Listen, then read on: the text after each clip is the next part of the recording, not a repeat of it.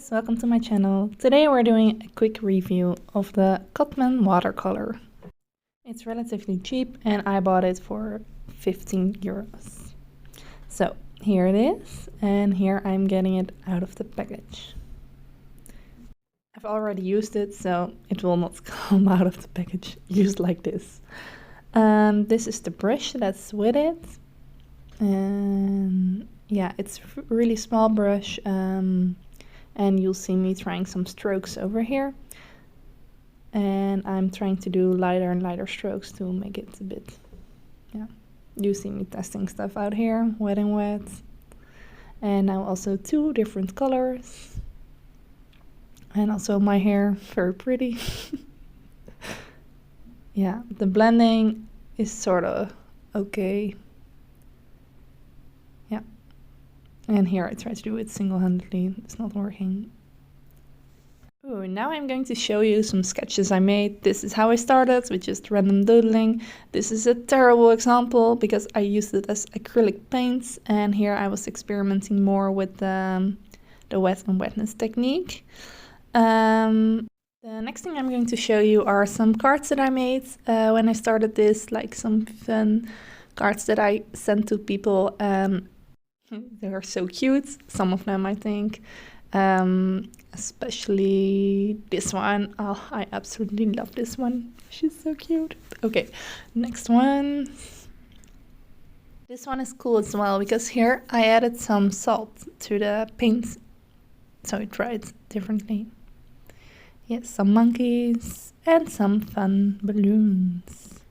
The next paintings are what I made in previous videos, so if you want to see it, check them out. I'm really just experimenting with a lot of stuff, and also like the blending and yeah, I absolutely love this one. Still my favorite.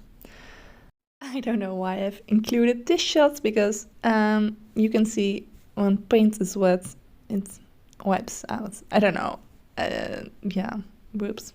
Now I'm going to show you every color that's in the package, starting off with lemon yellow hue, and then cadmium yellow hue, cadmium red pale hue, alizarin crimson hue, ultramarine, cerulean blue hue, Verdian hue, no I think I skipped that one, no I didn't, sap green, yellow ochre, burnt sienna, burnt amber, and Chinese white. And again, English is not my first language, so I'm sorry if I really butchered the names of the colors, but they're difficult. Yeah, I added here sap green between them. So you see that you don't have a black in it, and that's actually a color that I sort of missed, but I know you can make black if you just mix. I'm trying to mix it here. I'm mixing the blue, the ultramarine, the alizarin crimson hue, and the yellow hue together to get a very dark pigment that sort of looks like black. But you'll see when it dries that it's like not that dark. So yeah, that's my comments about every pigment that's in here. It's not that dark, so you really need to do like multiple times over. Yeah, here it's still wet, and I'll show you the results. Here they are dry. But it does show you that they're not really that pigmented, so I think if you buy a more expensive package, it will be more pigmented.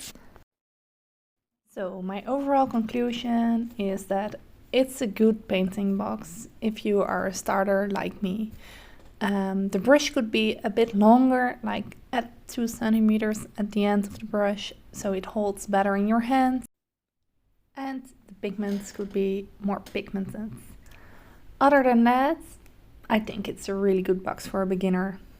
And that's why I'll rate it an 8 out of 10. I'm really satisfied with it. That's it for today. Thank you for watching.